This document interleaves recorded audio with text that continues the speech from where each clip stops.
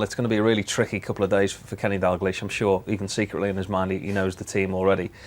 Been lots of players that will have perhaps given him something extra to think about, though, with that performance against Brighton the other day, and they've had that free week now to kind of think about it. Yeah, I spoke to John Aldridge earlier this week for his column in the Echo, and he said that Kenny will be having a nightmare week, trying to wrestle with, who he's going to play, and likened it, to his own situation when he was Tranmere Rovers manager ahead of a League Cup final. And I think then it was only one player that he had to disappoint, and that was the goalkeeper, John Achterberg, who he left out. I mean, Kenny's got a number of decisions for a number of positions because the performance against Brighton was so dominant. For me, though, I think he'll look at it a little bit longer term than that and look at how the team's been performing over the last, couple of months. And I think that will probably shape his thinking. I mean, the defence, I think, largely picks itself. I mean, Jamie Carragher probably want to thank you for saying that, but, Agger and Skrtel have done so well over the last couple of months that you'd be surprised if they were shifted. And, likewise, the fullbacks picked themselves. Again, Suarez and Carroll have done, so well in the last couple of weeks that, again, you'd leave them together up front. For me, Craig Bellamy's got to start absolutely nailed on, down the left-hand side, because he's just been, for me, Liverpool's most impressive player all season. His performance in that second leg against Manchester City was something else, which, leaves Steven Gerrard obviously in the middle, alongside Charlie Adam, I would think.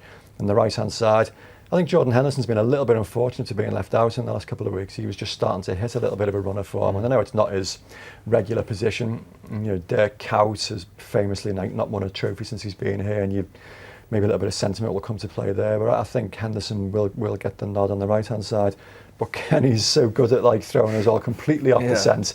It could be completely unlike that. We certainly wouldn't know until Sunday morning. And I suspect the players won't get much of an inkling until a couple of hours before kick-off. Is it possible to make any of these decisions without bearing in mind some of the sentiment and emotion? Craig Bellamy, everybody's talking about, he's kind of come to life in this competition. But would there even be a decision where Kenny could consider leaving him out? I think if there was any dangerous sentiment getting in the way, I think what happened against Brighton when Kenny put 7 fingers up to indicate that Luis Suarez should take the penalty, and Lewis missed it, and Kenny said after the game that he did let sentiment get in the way.